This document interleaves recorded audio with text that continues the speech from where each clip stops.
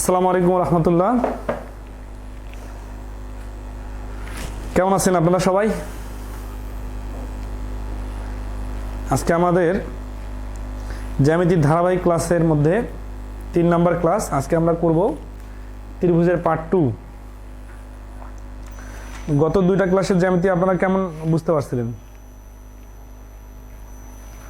আলহামদুলিল্লাহ, আমি ভালো আছি। তা আমরা আমাদের বই থেকে ধারাবাহিকভাবে জ্যামিতি পাঠটা শেষ করতেছি। আজকে আমরা আমাদের বেসিক ম্যাথ বইয়ের 905 নম্বর পৃষ্ঠা থেকে শুরু করব।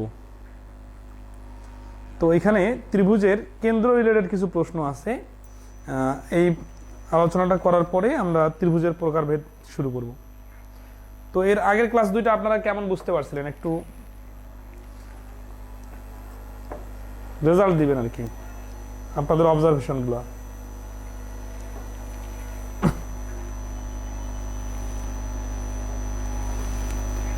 রিফাত মাহমুদ বলছে অনেক ভালো লাগছে স্যার।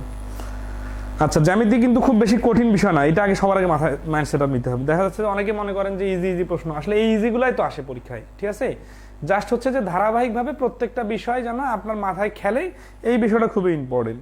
তো আমরা প্রত্যেকটা টপিক ক্লিয়ার করার চেষ্টা করব ইনশাআল্লাহ। পরীক্ষায় সচরাচর যে প্রশ্নগুলো আসে এগুলো আপনারা সবগুলাই শতভাগ পারবেন, ঠিক আছে? ওকে, তবে ক্লাসগুলো ধারাবাহিকভাবে করতে হবে। একটা না বুঝলে আরেকবার দেখতে হবে, একাধিকবার ক্লাসগুলো দেখতে হবে, ঠিক আছে, যারা একটু কম বুঝবেন। তো আসি, আমরা গত ক্লাসে শিখছিলাম ত্রিভুজের সর্বসমতা পর্যন্ত 26 নম্বর পর্যন্ত। আজকে আমাদের আসবে আলোচনা ত্রিভুজের কেন্দ্র রিলেটেড কিছু প্রশ্ন আছে। তো এগুলো আসলে পরীক্ষায় ওইভাবে আসে না, জাস্ট ডেফিনেশন টাইপের প্রশ্ন, যে কোনটাকে কি বলে, ঠিক আছে? আচ্ছা, তো আসি যে প্রথম আমাদের ত্রিভুজের কেন্দ্র রিলেটেড আলোচনাতে দেওয়া আছে অন্তঃকেন্দ্র। ইংলিশ টার্মগুলো সব আমি বইয়ের মধ্যে অ্যাড করে দিছি, ঠিক আছে? আচ্ছা, তো অন্তঃকেন্দ্র হচ্ছে যে একটা ত্রিভুজ, এই ত্রিভুজের যে শীর্ষ বিন্দুগুলো আছে, যেগুলো মানে যেগুলো কোণগুলা, এই কোণগুলাকে সমান 2 ভাগে ভাগ করে টান দিব। টান দিতে যে কোথায় যায় যাক, ঠিক আছে? এখানে টান দিব, কোথায় যায় যাক, এখানে টান দিব, কোথায় যায় যাক, ঠিক আছে? তাহলে আমরা এইটা কিন্তু মিডিল পয়েন্ট ধরতেছি না, আমরা কেন্দ্রের এই কোণগুলাকে ভাগ করতেছি। কোণগুলাকে ভাগ করতে যে দেখতেছি যে এই 3টা যে সরলরেখা, এগুলো একটা বিন্দুতে ছেদ করছে। এই যে ছেদবিন্দুটা, এইটা হচ্ছে কেন্দ্র, তাহলে এইটাকে বলা হচ্ছে অন্তঃকেন্দ্র, ঠিক আছে? তাহলে ডেফিনেশনটা কি বলা যায়? কোণত্রয়ের ছেদবিন্দু, কোণত্রয়ের যে সমদ্বিখণ্ডক আছে, ঠিক আছে? কোণত্রয়ের সমদ্বিখণ্ডক, ত্রয় মানে 3টির ছেদবিন্দু। তার মানে এ বি সি এই 3টা কোণ ছিল, এদের সমদ্বিখণ্ডক হচ্ছে, নাম দিতে পারি আমরা B D C E A F, ঠিক আছে? এই যে এই রেখাগুলা ও বিন্দুতে ছেদ করলে এই ওটা হচ্ছে এই ত্রিভুজের অন্তঃকেন্দ্র। ওকে, তারপর আসি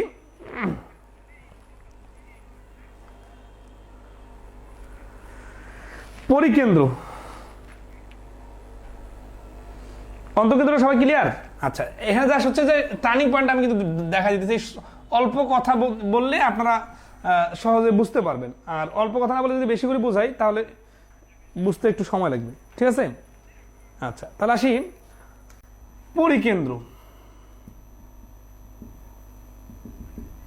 পরিকেন্দ্র হচ্ছে আগের মতোই আমাদের ত্রিভুজ আছে, কিন্তু এবার হচ্ছে যে এই মধ্যবিন্দু, ত্রিভুজের বাহুগুলোর মধ্যবিন্দু আগে নির্ণয় করব।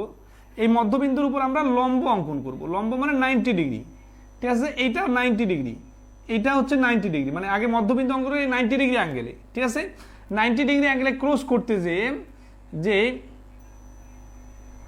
বিন্দুতে যে সবাই মিলিত হবে, এইটাকে বলা হচ্ছে এ বি সি ও ডি ই এফ। তাহলে এখানে যেটা হচ্ছে কি, যে লম্ব, এই লম্ব কথাটা মনে রাখলেই হয়ে যাবে, ঠিক আছে? পরিকেন্দ্র। এখন ডেফিনেশনটা তো বইয়ে দেওয়া আছে, ঠিক আছে? ডেফিনেশনটা হচ্ছে কি, যে বাহু 3টার মধ্যবিন্দুর উপর লম্ব অঙ্কন করলে যে লম্ব তিনটা যে বিন্দুতে মিলিত হবে তাকেই বলা হচ্ছে পরিকেন্দ্র। ঠিক আছে, আচ্ছা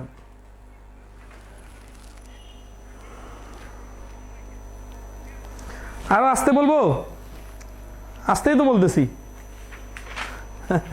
আমি অনেক সময় অনেক বেশি ফাস্ট বলে ফেলি, কিন্তু চেষ্টা করতেছি আস্তে আস্তে একটু স্লো হওয়ার। আচ্ছা স্যার, তাহলে এখানে অন্তকেন্দ্রের বেলা হচ্ছে কি যে কোণগুলা থেকে অর্ধেক করা হচ্ছে, আর পরিকেন্দ্রের বেলা লম্বের সিস্টেমটা, আর একটা হচ্ছে ভর কেন্দ্র।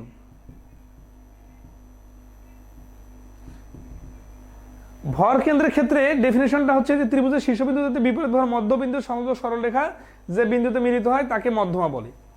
তার মানে সরি, তাকে ভর কেন্দ্র বলে, মানে মধ্যবিন্দুকে এবার আবার ফোকাস করবো। এবার মানে হচ্ছে কি যে আমরা এই ত্রিভুজাকে একটা অঙ্কন করলাম, ত্রিভুজের আবার আমরা মধ্যমা গুলো অঙ্কন করবো। ঠিক আছে, মধ্যমা।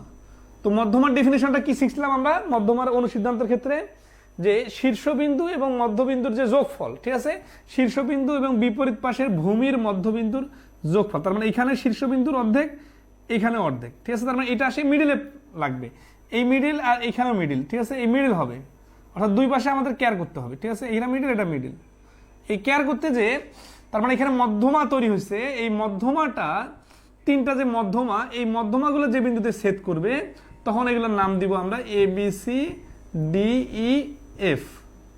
ঠিক আছে, তাহলে মধ্যমা, মধ্যমাত্রয়ের ছেদবিন্দু। এই ছোট ছোট শব্দগুলো মনে রাখলে আপনারা বাকিগুলা অটোমেটিক্যালি ডিফারেন্সিয়েট করতে পারবেন। ঠিক আছে, তাহলে মধ্যমাত্রয়ের ছেদবিন্দুটাই হচ্ছে ভর কেন্দ্র। বইয়ের মধ্যে বিভিন্ন প্রশ্ন দেওয়া আছে, জাস্ট দু একটা দেখা দিই। সেটা হচ্ছে যে 27 নম্বর প্রশ্ন দেখেন।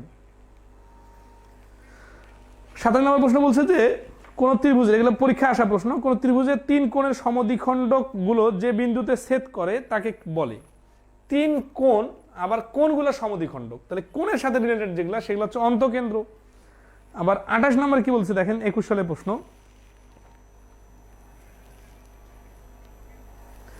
বলতেছে যে কোন ত্রিভুজের বাহুগুলোর লম্ব দ্বিখণ্ডক তিনটি যে বিন্দুতে ছেদ করে তাকে।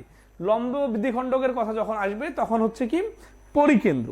ঠিক আছে, আচ্ছা আশা করি এখানের বিষয়গুলো ক্লিয়ার। এখন এখানে আরো অনেকগুলো কথা বলার আছে, অনেক উদাহরণ দেওয়ার আছে, কিন্তু পরীক্ষা ওইভাবে আসে না। আপনারা দেখেন যে জ্যামিতির বিষয়গুলো যদি আমরা সূক্ষ্মভাবে আলোচনা করতেই থাকি, যেমন এখানে আলোচনা আর একটা ব্যাপার আছে যে 2-1 অনুপাতে ছেদ করে, এটার উপর পরবর্তীতে বৃত্ত অধ্যায়ে আরো কিছু প্রশ্ন আসবে এই ভরকেন্দ্রের উপর। সেটা হচ্ছে যে এই সেন্টার পয়েন্টটাকে টার্গেট করে যদি একটা বৃত্ত অঙ্কন করা যায়, তাহলে এই বৃত্তটা এই সবগুলো বাহুকে ছেদ করবে। ঠিক আছে, এবং এই বৃত্তটার ব্যাসার্ধ হবে এই ভরকেন্দ্র থেকে মধ্যমা পর্যন্ত যে দূরত্বটা, ঠিক আছে, মানে মিডিল পয়েন্ট পর্যন্ত দূরত্বটা ওই 2-1 অনুপাতে ছেদ করে, এই 1 হচ্ছে এই বৃত্তটার ব্যাসার্ধ। তো এগুলা বৃত্ত অধ্যায়ে আমাদের আলোচনায় আসলে আমরা আবার দেখব, সমস্যা নাই, জাস্ট এখানে ডেফিনেশনটা মনে রাখেন।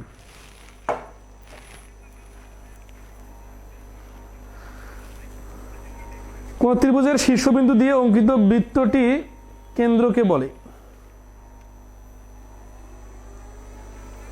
হ্যাঁ, 29 নম্বর। এতগুলা মনে রাখা তো প্রবলেম, মনে রাখতে হবে।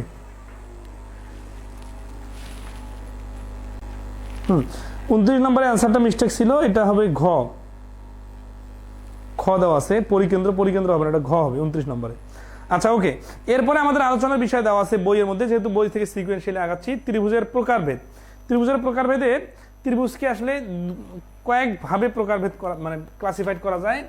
একটা হচ্ছে কোন ভেদে, এগুলো তো ক্লাস 4-5 এর পড়া।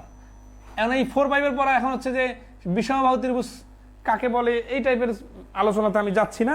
আপনারা এগুলো দেখলেই বুঝবেন। কোন ভেদে 3 প্রকার, সমকোণী, সূক্ষ্মকোণী, স্থূলকোণী, আর বাহু ভেদে 3 প্রকার, সমবাহু, সমদ্বিবাহু, বিষমবাহু।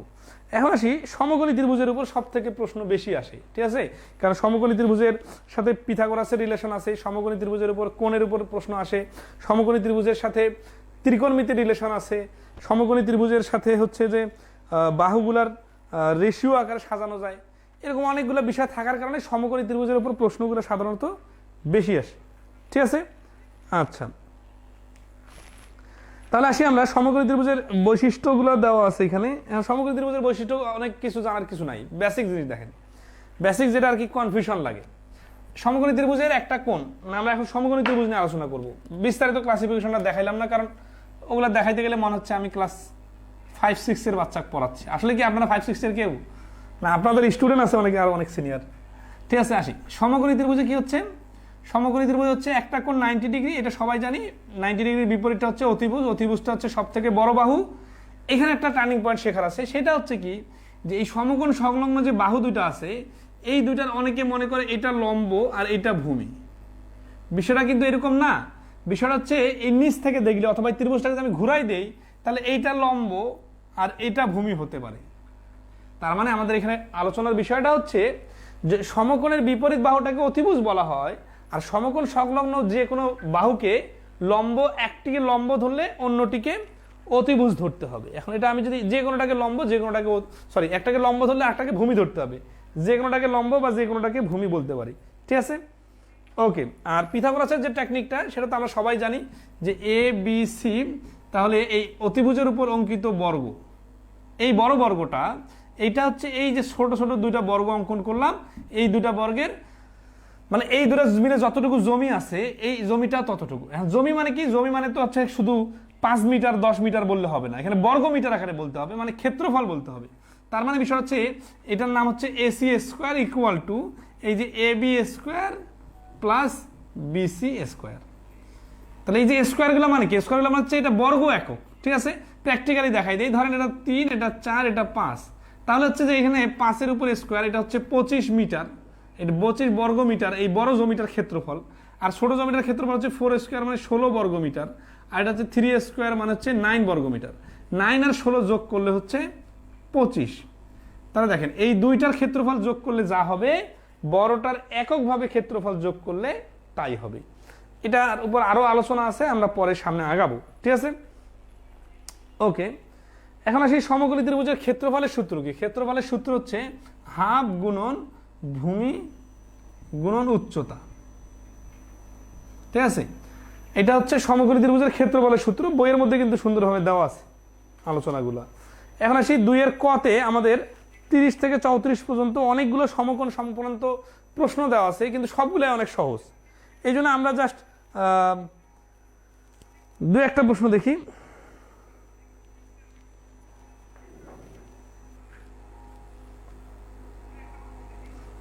নম্বর প্রশ্ন দেখেন, বলছে একটি সমকোণী ত্রিভুজের সমকোণ ছাড়া অন্য দুটি কোণের নাম কি? মানে খুব ডেফিনেশন টাইপের প্রশ্ন আর কি, মানে জাস্ট বেসিকটা বুঝলে পারা যাবে। হ্যাঁ, প্রশ্ন নাম্বার বলিয়েন, তাহলে আমি এটা দেখব। তাহলে 33 নম্বর প্রশ্ন হচ্ছে একটা সমকোণী ত্রিভুজের সমকোণ ছাড়া অন্য দুটি কোণের নাম কি? তাহলে সমকোণী ত্রিভুজের সমকোণটা তো হচ্ছে 90 ডিগ্রি, তাই না? তাহলে এই কোণগুলা তো সমকোণ হতে পারবে না, আবার সমকোণের থেকে বড় হতে পারবে না, এটা ছোট হবে। তার মানে 40 হতে 50, মানে যাই হয় হোক 90 এর নিচে থাকবে। তাহলে এই কোণটার নাম হচ্ছে সূক্ষ্মকোণ, এই কোণটার নাম হচ্ছে সূক্ষ্ম।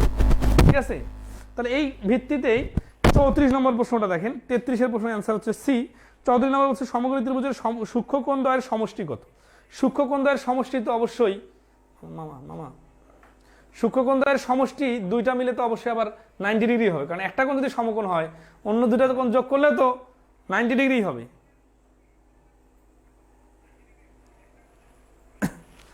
ওকে,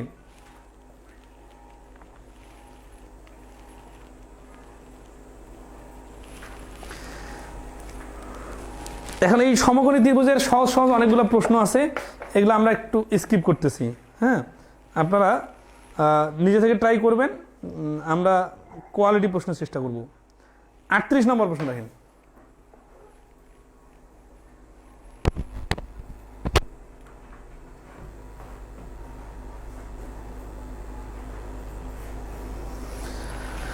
নম্বর প্রশ্ন দেখেন, বলতেছে যে কোন সমকোণী ত্রিভুজের কোণ দ্বয়ের পার্থক্য 6 ডিগ্রি হলে ক্ষুদ্রতম কোণের মান কত? তাহলে এখানে হচ্ছে আলোচনা করার আছে।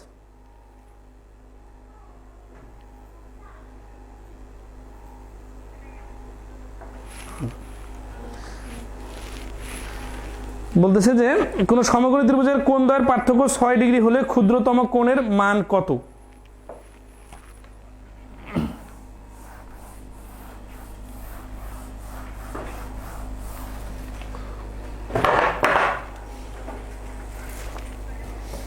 এই যে আমার মেয়ে আসে ডিস্টার্ব করতেছে। কেমন সালাম দাও তো সবাইকে, বলো আসসালামু আলাইকুম। সালাম দাও। তুমি এত রাতে এসে ডিস্টার্ব করতেছো কেন? যাও ঘুমাইতে হবে, যাও যাও মা। হ্যাঁ ক্লাস নিব ক্লাস নিব ক্লাস নিব ক্লাস নিব জি। আচ্ছা 39 প্লিজ। 38 করার পর 39 করবো। 38 বলছে যে কোনো সমকোণী ত্রিভুজের কোণ দ্বয়ের পার্থক্য 6 ডিগ্রি হলে ক্ষুদ্রতম কোণের মান কত? তাহলে দেখেন এইটা হচ্ছে 90 ডিগ্রি, আর এই কোণ আর এই কোণ দুটো মিলে পার্থক্য হচ্ছে 6 ডিগ্রি। তাহলে আমরা যদি একটু নাম দেই এক্স আর ওয়াই দেই, তাহলে এক্স আর ওয়াই যোগ করলে 90 ডিগ্রি হয়। কারণ আমরা জানি তিনটা কোণ মিলে 180 ডিগ্রি, একা যদি 90 হয় এই দুটো মিলেও 90 হবে। তাহলে এই দুটো যোগফল 90 আর বিয়োগফল কত? বিয়োগফল হচ্ছে 6 ডিগ্রি। উত্তর কি চাইছে? ছোটটা চাইছে, তাই না? আমরা তো মান নির্ণয় অধ্যায় শিখছিলাম যে ছোটটা বাইর করতে বললে বিয়োগ করে 2 দ্বারা ভাগ করতে হয়, ঠিক আছে? তাহলে 42 ডিগ্রি। তাহলে ছোট কোণটার মান হচ্ছে 42 ডিগ্রি, ঠিক আছে? আচ্ছা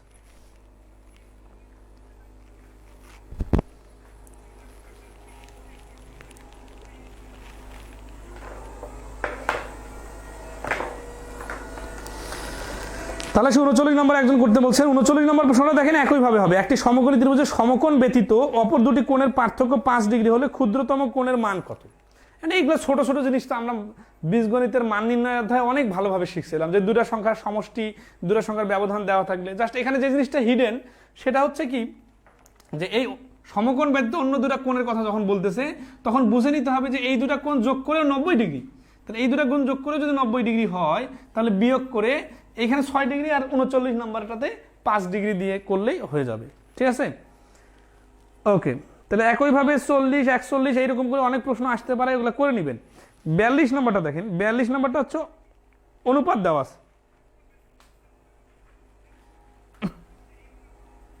42 বের করার কোনো সিস্টেম আছে? দেখাচ্ছি। সমকোণী ত্রিভুজের সমকোণ ব্যতীত অপর দুটি কোণের অনুপাত 3:5 হলে 3:2 হলে কোণ দুটির মান কত? তো এগুলো তো খুবই সিম্পল। এই দেখেন 90কে ভাগ করতে হবে 5 ভাগের 3 ভাগ একটা, আর একটা হচ্ছে 5 ভাগের 2 ভাগ, ঠিক আছে? 5 18 90, 18 দুগুণে 36, 5 ভাগের 3 ভাগ, তাহলে 3 18 54। তার মানে বড়টা হচ্ছে 54 ডিগ্রি, ছোটটা হচ্ছে 36 ডিগ্রি। এটা কোন কোন আলোচনার সমন্বয় এটা করলাম?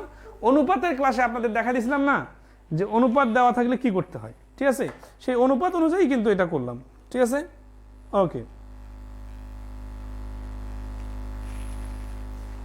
31 নম্বরটা প্রমাণ করে দেখেন। সমকোণী ত্রিভুজের যে কোনো দুই বাহুর সমষ্টি তৃতীয় বাহু অপেক্ষা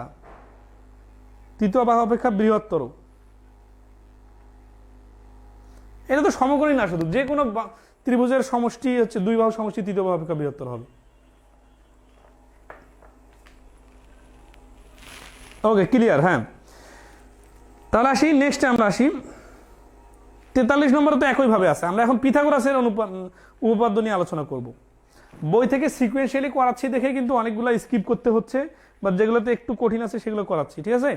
অনেকের কাছে অনেকগুলো সহজও মনে হচ্ছে, এখন আমরা তো সবগুলো স্কিপ করতে পারি না। তো এখানে খুব সুন্দরভাবে একটা চার্ট দেওয়া আছে সমকোণী ত্রিভুজের পিথাগোরাসের অংশে, আলোচনার অংশে। তো এই চার্টটা সম্বন্ধে আমি একটু বেসিক জিনিস দেখাই দিই, আপনাদের পরবর্তীতে কাজে লাগবে, ঠিক আছে? সেই চার্টের মধ্যে পূর্ণ সংখ্যাগুলো আগে দেখাই দেয় যে সমকোণী ত্রিভুজের এই যে আমাদের যেটা বলে পিথাগোরাসের উপপাদ্য অনুসারে যে অতিভুজের উপর অঙ্কিত বর্গক্ষেত্র অপর দুই বাহুর উপর অঙ্কিত বর্গক্ষেত্রের সমষ্টির সমান। এটা মানে হচ্ছে AC স্কয়ার আর AB square plus BC square, এই জিনিসটা।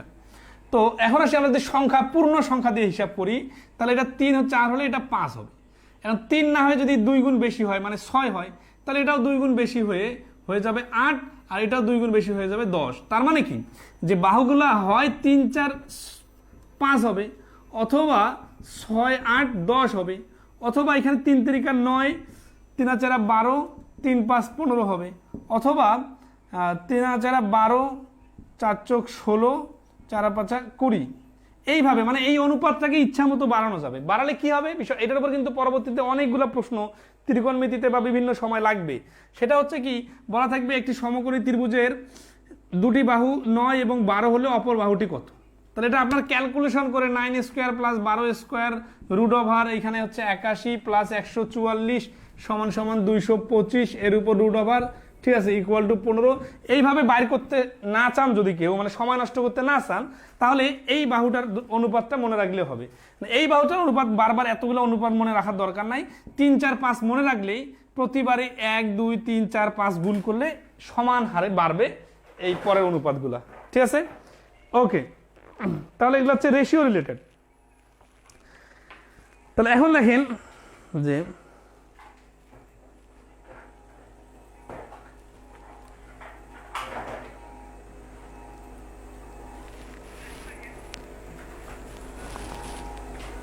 এখানে এইরকম করে বেশ কিছু অনুপাত দেওয়া আছে। তো এই 3 4 5 এই অনুপাতটা আর কি সব থেকে বেশি লাগে। এটা বাদেও আরো কয়েকটা অনুপাত দেওয়া আছে, সেটা হচ্ছে কি 5 12 13। তার মানে লম্ব আর ভূমি 12 আর 5 হলে অতিভুজটা 13 হবে, বড়টা সবসময় হচ্ছে অতিভুজ হবে, ঠিক আছে। তাহলে আরেকটা হচ্ছে 8 15 17। প্রশ্নে দেওয়া থাকবে যে একটা ত্রিভুজের 3 বাহুর দৈর্ঘ্য 8 15 এবং 17, ত্রিভুজটি কোন ধরনের ত্রিভুজ? এটাই কিন্তু বিসিএস এর একটা পিডির পরীক্ষা আসছে, ঠিক আছে। তো এটা হচ্ছে সমকোণী ত্রিভুজ। ওকে, তারপরে আরো বেশ কিছু আছে, ওগুলা অনুপাতগুলো দেখে নেবেন আপনারা। আচ্ছা, এখন আসি আমরা এইখানে একটা ছোট্ট জিনিস আপনাদের দেখাই দেই, যেটা পরে কাজে লাগবে। সেটা হচ্ছে যে পূর্ণ সংখ্যার ক্ষেত্রে 3 4 5 দিয়ে শুরু হয়, কিন্তু এটা বাদেও তো অনেকগুলো হিসাব আছে, ঠিক আছে না। এটা বাদেও সমকোণী ত্রিভুজ হতে পারে। সেটা হচ্ছে কি 1 1 √2, মানে বিষয়টা এরকম x x √2x। এইটার উপর পরবর্তীতে আমরা ত্রিকোণমিতির ক্লাসে সুন্দরভাবে আলোচনাটা দেখব। এইভাবে হলেও সমকোণী ত্রিভুজ হতে পারে। কিরকম দেখেন, 1 স্কোয়ার প্লাস 1 স্কোয়ার সমান সমান 2, আর √2 এর উপর a স্কোয়ার সমান সমান 2। তার মানে লম্ব আর ভূমি মিলে 2 হলে অতিভুজের উপর বর্গ করলেও 2ই হয়। তাহলে এটা লেখা যায়। তাহলে 1 1 √2, এইটা বাহুর 3 বাহুর অনুপাত এরকমও হতে পারে। আবার আরেকটা আছে,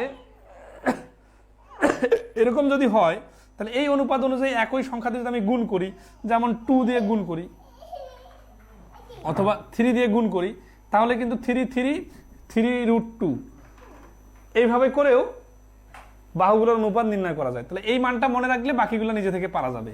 এটা হচ্ছে পূর্ণ সংখ্যা না থাকে, যদি রুট সংখ্যা থাকে এরকম ক্ষেত্রে। আচ্ছা,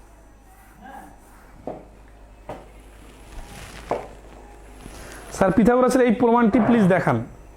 প্রমাণটা তো দেখানোর কি আছে, এই যে যতটুকু দেখানোর দরকার সেটা তো অলরেডি দেখাই দিছি। এখন এখানে কি আপনারা এইভাবে দেখাইতে বলতেছেন 1 1 1? এইটার উপর খুব ইন্টারেস্টিং কিছু প্রশ্ন একটু পরে আসবে, সেটা দেখাচ্ছি। দেখেন এই 1 1 √2 এটা মানে কি, এই যে এইরকম ত্রিভুজের ক্ষেত্রে এটা সমকোণী ত্রিভুজ তো অবশ্যই, কারণ একটু আগে অনুপাত দেখালাম। আর এখানে আরেকটা ইন্টারেস্টিং ক্রাইটেরিয়া দেখে নেন, সমদ্বিবাহু সমকোণী। মানে এইরকম বাহুর অনুপাত হলে ওই ত্রিভুজটাকে বলা হয় সমদ্বিবাহু সমকোণী ত্রিভুজ। মানে সমকোণী তো হচ্ছে, আবার সমদ্বিবাহু হয়ে যাচ্ছে। তাহলে বিষয়টা আপনারা এই যে x x √2x এইভাবে মনে রাখবেন, তাহলে পরবর্তীতে অঙ্ক কাজে লাগবে। কিরকম, ধরেন আছে যে এখানে আছে একটা বাহুর দৈর্ঘ্য 10 মিটার, একটা 10 মিটার, তাহলে এটার অতিভুজটা কত হবে? তাহলে 10 √2 হবে, কারণ সবগুলোর সাথে 10 গুণ হবে, ঠিক আছে। আচ্ছা, এখন আসি, যদি বলে যে একটা অতিভুজের দৈর্ঘ্য হচ্ছে 15, তাহলে এর বাহুর দৈর্ঘ্য কত? তখন আমাদের এই √2x সমান সমান 15, ওইখান থেকে আমরা বাহুর দৈর্ঘ্য নিয়ে আসবো 15/√2, ঠিক আছে। আচ্ছা, এটা পরে আমরা ক্যালকুলেশন করতে প্রশ্ন যখন আসবে তখন দেখাই দিব। জাস্ট এই 1 1 √2 এই জিনিসটা মনে রাখবেন। আচ্ছা, প্রমাণ দেখতে চাচ্ছেন কি জানো? প্রমাণ মানে বিষয়টা তো নিজে নিজে প্রমাণ করবেন, বারবার একই প্রমাণ দেখানোর দরকার নেই। লম্ব স্কোয়ার প্লাস ভূমি স্কোয়ার ইকুয়াল টু অতিভুজ স্কোয়ার। তো লম্ব স্কোয়ার ভূমি স্কোয়ার মানে 1 + 1, আর এখানে হচ্ছে √2 স্কোয়ার মানে √2 × √2, ঠিক আছে। √2 স্কোয়ার মানে স্কোয়ার রুট কাটা 2। তাহলে এই যে দেখেন 1 1 যোগ করলে 2 হয়, এই পাশে 2 হয়, তাহলে তো মিলে গেছে। যেহেতু তাহলে তো প্রমাণ হয়ে গেল, তাই না? আচ্ছা, এখন আসি সমকোণী ত্রিভুজের পিথাগোরাস সংক্রান্ত প্রশ্ন। এই পিথাগোরাস সংক্রান্ত প্রশ্ন কিন্তু প্রচুর পরিমাণে এসে থাকে, ঠিক আছে। আচ্ছা, আমরা আসি 44 নম্বর প্রশ্নটা, জাস্ট একটু দেখে নেন। 44 নম্বর প্রশ্ন কি বলছে, যে এবিসি সমকোণী ত্রিভুজের 3টি বাহু এবিসি হলে নিচের কোনটি সত্য? তাহলে এবিসি সমকোণী ত্রিভুজ যেহেতু, তাহলে পিথাগোরাসের সূত্রটা এটা হচ্ছে এনএসআই জুনিয়র ফিল্ড অফিসার আসছে। তো এগুলো তো সেকেন্ডে সেকেন্ডে উত্তর দিতে পারতে হবে।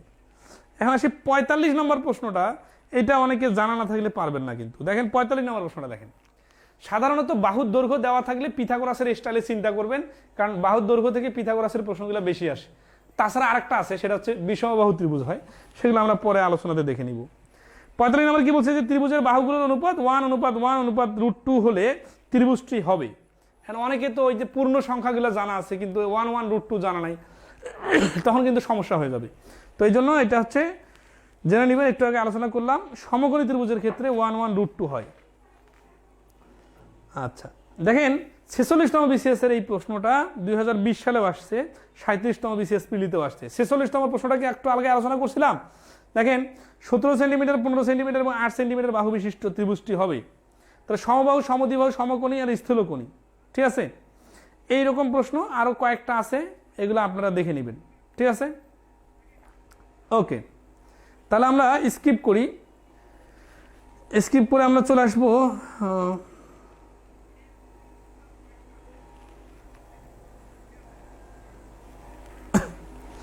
51 নম্বর প্রশ্ন। রিফাত মাহমুদ 50 বলছেন, অজয় 50 দেন তো।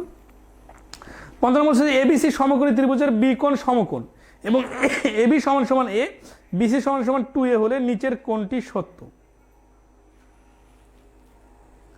এবিসি একটা সমকোণী ত্রিভুজ, তাহলে সমকোণী ত্রিভুজের কথা যখন বললো তখন অলরেডি আমাদের মাথায় বাহুগুলোর দৈর্ঘ্যের সাথে রিলেশনগুলো কিরকম হবে সেটা জানিয়ে নিব।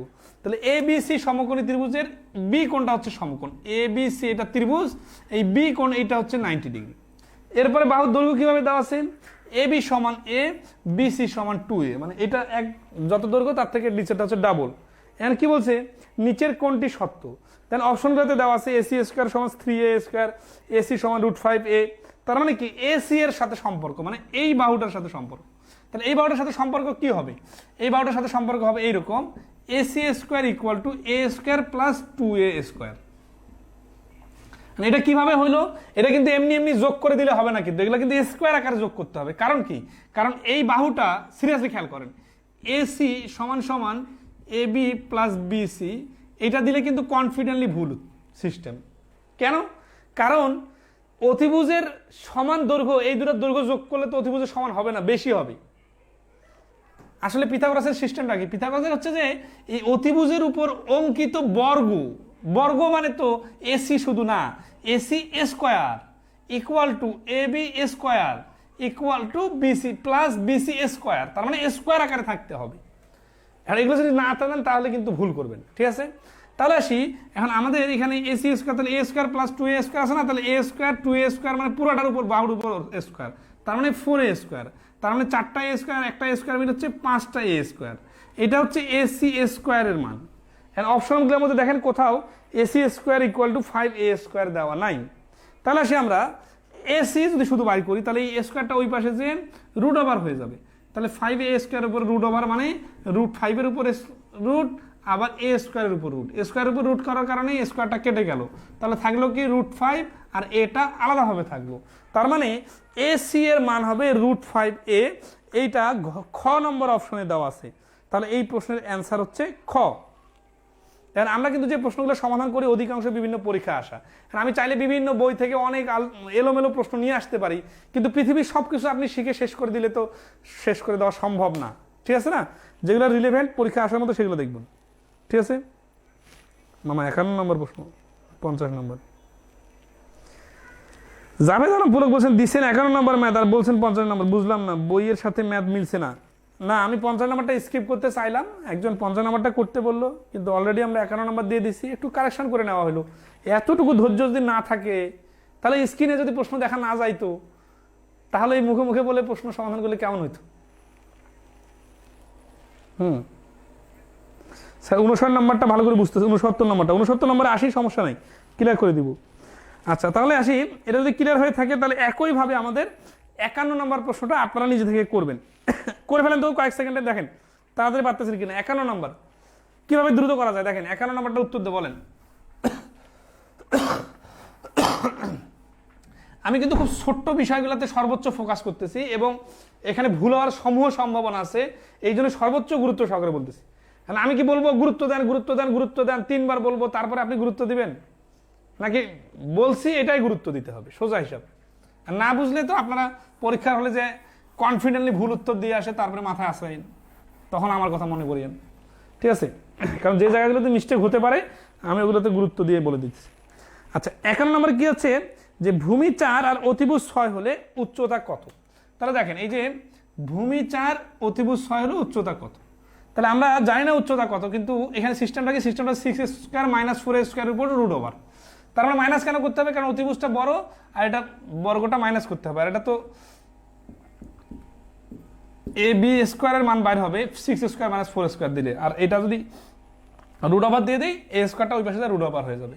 তাহলে 36 থেকে 24 16 বাদ দিলে থাকে হচ্ছে 20, 20 এর উপর √ ওভার মানে হচ্ছে 4 × 5 এর উপর √ ওভার, তার মানে 2√5, মানে 5 এর উপর রুট থেকে গেল আর 4 এর উপর রুটের কারণে এটা 2 হয়ে গেল, তার মানে অ্যান্সার হচ্ছে 2√5। তো এইভাবে দ্রুত পাঠতে হবে, ঠিক আছে? নূর নাহার বলছে স্যার পিডিএফ এর দাগ নাম্বারের সাথে মিলছে না, একটা নাম্বারিং মিসিং হইতে পারে, সমস্যা নাই, বইয়ের সাথে মিলতেছে। ওকে, তাহলে 51 নম্বর ক্লিয়ার। এখন আসি সমকোণী ত্রিভুজের অতিভুজের দৈর্ঘ্য বের করার প্রশ্ন যদি আসে, তাহলে এখানে 52 নম্বর প্রশ্নটা দেখেন। এই 52 নম্বর প্রশ্ন যদি কেউ স্কোয়ার দিয়ে সমাধান করেন তাহলে আসলে তার সময় নষ্ট হবে, ঠিক আছে? এই স্কোয়ারে সবসময় যাওয়ার দরকার নাই, পূর্ণ সংখ্যার হিসাবগুলো আসলে দ্রুত পাঠতে হবে। যেমন 52 নম্বরে বলা আছে কি যে সমকোণ সংলগ্ন বাহু দুটো দেওয়া আছে 3 আর 4, তাহলে এটা তো অবশ্যই 5 হবে, 5 অ্যান্সার। অতিভুজের মান বার করতে বলছে, এই যে এইভাবে ডাইরেক্ট পাঠতে হবে। এটা কিসের উপর বেস করে বললাম? ওই যে 3:4:5 এইটার উপর বেস করে, যে দুইটা বাহু 3 4 হলে অতিভুজটা 5 হবে। 53 নম্বর প্রশ্ন দেখেন।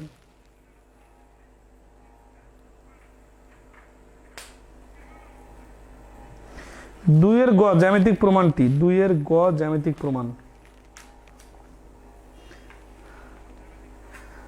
2 এর গ জ্যামিতিক প্রমাণ তো ওই যে স্কোয়ার করে করে দেখাই দিলাম, তো আর কি প্রমাণ চান? ও বইয়ের মধ্যে রিটেন যে প্রমাণটা, রিটেনের স্টাইলটা ওটা নিজের মতো করে লেখা যায়।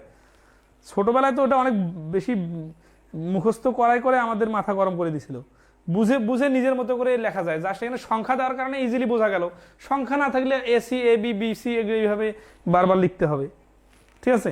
আচ্ছা 53 নম্বর প্রশ্নটা দেখেন। এই টাইপের প্রশ্ন কিন্তু অনেক সময় আসতে পারে, সেটা বাংলায় আসলে তো একটু কঠিন লাগে, ইংলিশে আসলে আরো কঠিন লাগে।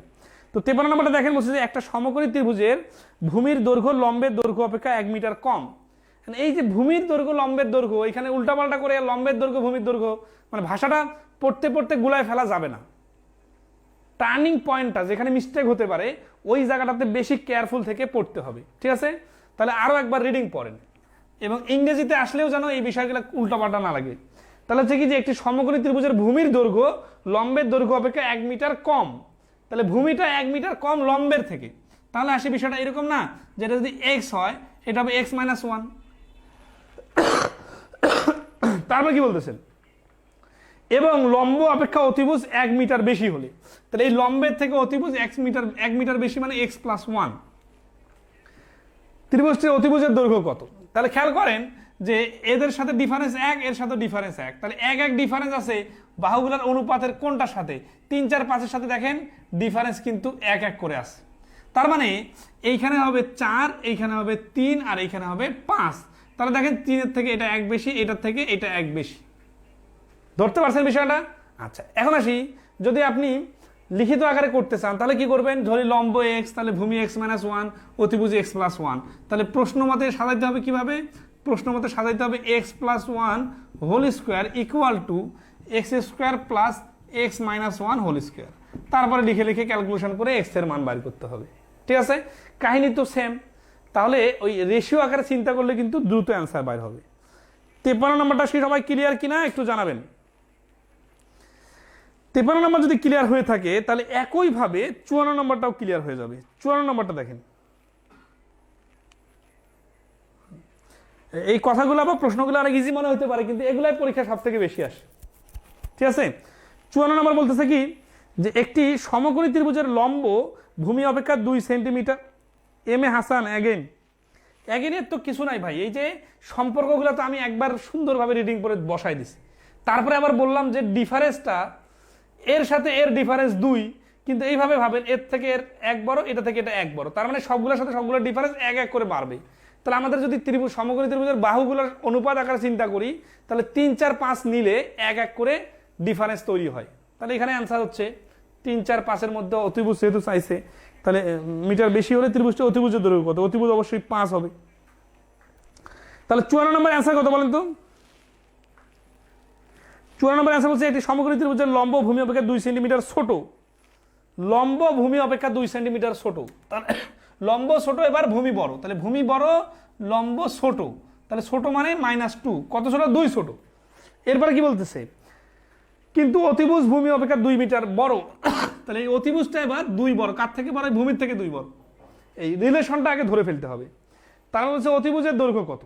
তাহলে খেয়াল করেন এখানে একটা জিনিস, সেটা হচ্ছে যে এই 3 4 5 কে যদি আমি ডাবল করে নিই, তাহলে 6 8 10 অনুপাতটা ডবল হয়ে গেল সবগুলোর সাথে 2 গুণ করে দিলে। তাহলে 6 8 10-এ দেখেন তো প্রতিবারের ডিফারেন্সটা 2 2 আসে না? তাহলে এই মানটা এখানে যদি আমরা বসাই, আচ্ছা এটা কেন বসাইতে পারতেছি?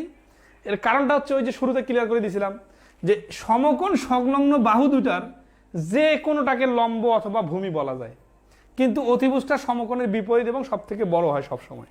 তাহলে আমরা এইখানে আগে 10 বসাই দিব, অতিভুজ 10, তাহলে লম্ব আর ভূমির মধ্যে লম্ব যেহেতু ছোট, তাহলে এটা হবে 6 আর ভূমি হবে 8, তাহলে 6 8 10। আশা করি সবাই ক্লিয়ার। আর যদি কেউ লিখিত আকারে করতে চান তাহলে কি হবে? ওই যে এক্স এক্স যেভাবে ধরছে এইভাবে জাস্ট ওই যে পিথাগোরাসের হিসাবে অতিভুজ স্কোয়ার ইকুয়াল টু লম্ব স্কোয়ার প্লাস ভূমি স্কোয়ার, তারা বাকি ক্যালকুলেশন করে নেবেন। ঠিক আছে, ওকে। হ্যাঁ, অপশন ধরে করলে দ্রুত হবে, আর ওই যে যেটা মনে রাখতে বললাম ওটা মনে রাখলে মানগুলো আরো সহজে হবে। তাহলে 55 56 57 একইভাবে করতে হবে। ঠিক আছে, জাস্ট 55 নম্বরটা একটু দেখেন, এখানে ডিফারেন্স 2, 55 নম্বরের ডিফারেন্সটা হচ্ছে কি, যে একটি সমকোণী ত্রিভুজের অতিভুজ 15 সেন্টিমিটার এবং অপর দুটি বাহুর অন্তর 3 সেন্টিমিটার হলে অপর বাহু দুটির দৈর্ঘ্য কত? তাহলে এই যে এখানে এই অনুপাতটা যদি আমি 3 দ্বারা গুণ করি, তাহলে কি হচ্ছে? 3 3 9, 3 4 12, 3 5 15।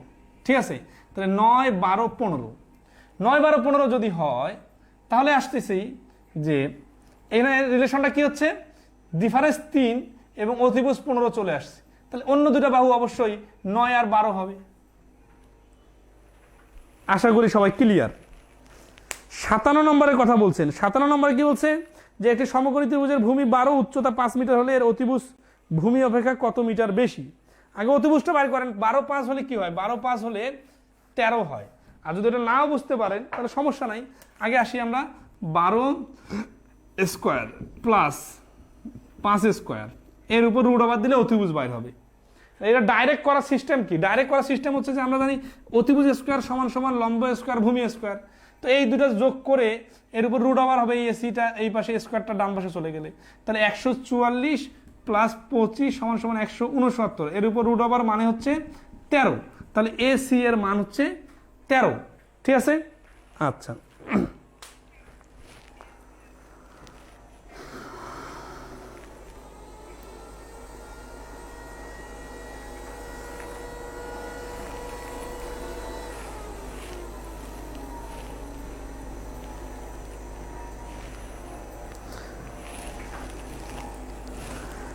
নেক্সট আসি তাহলে 17 নম্বর ক্লিয়ার।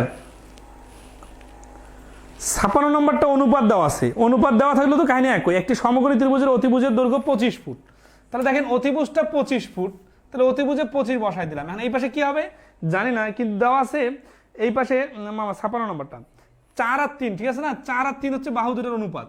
তাহলে দেখেন এই 5কে 25 করতে গেলে আমরা 5 দ্বারা গুণ করছি, তাহলে এই দুটো বাহু দেখেন 4 3, এখানে তো 4 3 দেওয়া আছে, তাহলে 4 5 20, 3 5 15, তার মানে অন্য দুইটা বাহু এই 25 মিলাইতে গেলে অন্য দুইটা বাহু হতে হবে 15 আর 20। এগুলো পারতে হবে, একই জিনিস বারবার করে রিপিট হয়ে যাচ্ছে। তো যাই হোক, এখন আসি আমরা 2 এর চ নম্বর করব। 57 অ্যাগেন করার সময় নেই।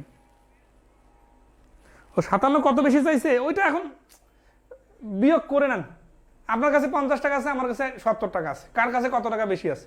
যখন আমি 70 50 বাইর করতে পারবো তখন কয় টাকা বেশি কম সব বাইর করতে পারবো।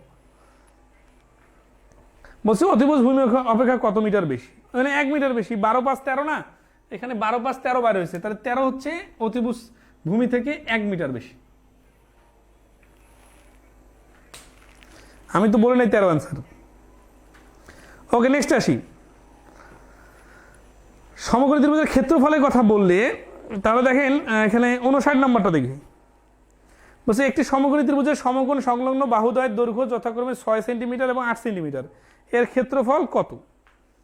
বিভিন্ন পরীক্ষায় প্রশ্নটা আসছে। তাহলে সমকোণ সংলগ্ন বাহু মানে কি? সমকোণ সংলগ্ন বাহু মানে একটা ভূমি আর একটা হচ্ছে উচ্চতা। তাহলে হাফ গুণন ভূমি গুণন উচ্চতা। এখানে দেখেন কোনোটা যদি আগে পরে দেন কোনো সমস্যা নাই, ঠিক আছে? তাহলে এটা হচ্ছে 3 3 8 24। 59 নম্বর প্রশ্নের অ্যান্সার হচ্ছে 24। ওকে, আশা করি ক্লিয়ার। তাহলে এই একইভাবে আরো অনেকগুলো প্রশ্ন আছে, জাস্ট প্রতিবারের সংখ্যা চেঞ্জ করে করে এইরকম ক্ষেত্রফল বাইর করার অনেক প্রশ্ন আপনাকে দিতে পারে। কাহিনী সবগুলাই সেম, ঠিক আছে? আচ্ছা, তাহলে ব্যতিক্রম কোথায় আছে আমরা সেখানে যে কাজ করব।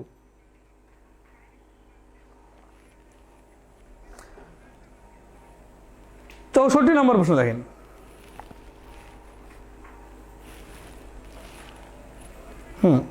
এখন স্কিপ করতে পারি না। ওকে, তো 64 নম্বর পর্যন্ত আপনারা করে নেবেন। আমরা আসি দশমিক সংখ্যা বা ভগ্নাংশ সংখ্যা দেওয়া থাকলেও কিন্তু কাহিনী সেম। 67 নম্বর প্রশ্নটা দেখেন। রিফাত মাহমুদ 66 বলছেন, মোহাম্মদ হাকিম 66 বলছেন। 66 আর 67 একই, আমরা 67 নম্বরটা দেখব, তাহলে 66 নম্বরটা অটোমেটিক্যালি পারবো। 67 নম্বরে দেওয়া আছে যে একটি সমকোণী ত্রিভুজের অতিভুজ ছাড়া অন্য দুই বাহুর দৈর্ঘ্য 0.2 মিটার এবং 0.3 মিটার হলে ত্রিভুজটির ক্ষেত্রফল কত? ঠিক আছে, আচ্ছা। তাহলে ত্রিভুজ ছাড়া অন্য অতিভুজ ছাড়া অন্য দুই বাহুর দৈর্ঘ্য 0.2 0.3, তাই না? তাহলে এই দেখেন এটা হচ্ছে একটা হচ্ছে 0.2 আর এটা হচ্ছে 0.3। তাহলে এইটা কি চাইছে যে ত্রিভুজটির ক্ষেত্রফল কত? তাহলে এই ত্রিভুজের ক্ষেত্রফল বাইর করতে হবে। ক্ষেত্রফল মানে হাফ গুণন ভূমি, দেখেন এই ভূমি উচ্চতা উল্টাপাল্টা হলে কোনো সমস্যা নাই, 0.2 গুণন 0.3। তাহলে এখন আসি এই 0.2 আর 0.3 এইখানে 2 দিয়ে এখানে ক্যালকুলেশন দশমিকের ভুল করলে সমস্যা আছে। 3 দুগুণা 6, ঠিক আছে? এই 2 আর কি হাফ হাফে থাক, ঠিক আছে? গুণন 3 দুগুণা হচ্ছে 6, কিন্তু এখানে শুধু 0.6 দিলে ভুল হবে। তাহলে তো আপনি দশমিকের গুণ করতে ভুল করে ফেললেন, কারণ দুইটার আগে দশমিক আছে, তার মানে এখানে কিন্তু 0.06 হবে। এই 0.06 না দিয়ে যে 0.6 ধরছেন, অথবা এই 2 2 কেটে দিয়ে 0.3 ধরতেছেন, আসলে তো ক্যালকুলেশনে ভুল হচ্ছে, ঠিক আছে না? আচ্ছা, এখন আসি। তাহলে 0.6, এখন নিচে আছে 2, এই দশমিক তুলে দিলে নিচে একটা 100। আচ্ছা, এখানে কি অ্যান্সার দশমিক আছে না ভগ্নাংশ আছে? আগে দেখি। দশমিকে যেহেতু অ্যান্সার আছে তাহলে বাদ দেওয়ার দরকার নাই, ঠিক আছে? দশমিকে অ্যান্সার থাকলে 2 দিয়ে 6কে ভাগ করলে হচ্ছে 3, যেহেতু 2 ঘর আগে দশমিক আছে তাহলে একটা শূন্য নিয়ে 0.03 হচ্ছে অ্যান্সার। তাহলে এটা অ্যান্সার হচ্ছে ঘ। তাহলে 67 নম্বর যদি বুঝে থাকেন তাহলে 66 নম্বরও একই, জাস্ট মূল কাহিনীটা হচ্ছে দশমিকের গুণটাতে যাদের মিস্টেক হচ্ছে তারাই অ্যান্সার মিলাইতে পারতেছেন না, ঠিক আছে? ওকে, এখন আসি 68 উচ্চতা বের করা। 68 নম্বর প্রশ্নটা দেখেন। বলছে একটা ত্রিভুজাকৃতি জমির ক্ষেত্রফল 216 বর্গমিটার, এর ভূমি 18 মিটার হলে উচ্চতা নির্ণয় করুন। তাহলে এই যে দেখেন ক্ষেত্রফল আগের বার বাইর করতে বলছে, ক্ষেত্রফল দেওয়া আছে, অন্য যে কোনোটা দেওয়া থাকলে কিভাবে বাইর করতে হবে? ওই হাফ গুণন ভূমি গুণন উচ্চতা, সিস্টেম তো একই, ঠিক আছে? এখানে ক্ষেত্রফল দেওয়া আছে 216, তাহলে হাফ গুণন ভূমি কত? ভূমি হচ্ছে 18, উচ্চতা কত? উচ্চতা জানি না, ধরি উচ্চতা হচ্ছে h ইকুয়াল টু ক্ষেত্রফল কত দেওয়া আছে? ক্ষেত্রফল দেওয়া আছে 216। তাহলে 2 দিয়ে 18কে ভাগ করলে 9, এই 9 যে ওই পাশে ভাগ করলে 9 দুগুণা 18, 4 লং 36, তার মানে উচ্চতা হচ্ছে 24। তাহলে এই প্রশ্নের অ্যান্সার হচ্ছে 24 মিটার। ওকে, আসি 69 নম্বর প্রশ্ন। 69 নম্বর প্রশ্নটা 43তম বিসিএস এর পিলির পরীক্ষা আসছে। প্রশ্নটার ভাষাটা একটু ভিন্নভাবে বোঝার আছে, একটু পড়ি। 69 নম্বর প্রশ্নে বলছে যে একটি নৌকা পানির লেভেলে বাঁধা দড়ি দ্বারা একটি ডকের দিকে টানা যায়। নৌকাটি যখন ডক থেকে 12 ফুট দূরে থাকে তখন নৌকা থেকে ডক পর্যন্ত দড়ির দৈর্ঘ্য পানির উপর ডকের উচ্চতার দ্বিগুণের থেকে চেয়ে 3 ফুট লম্বা। তাহলে ডকের উচ্চতা কত?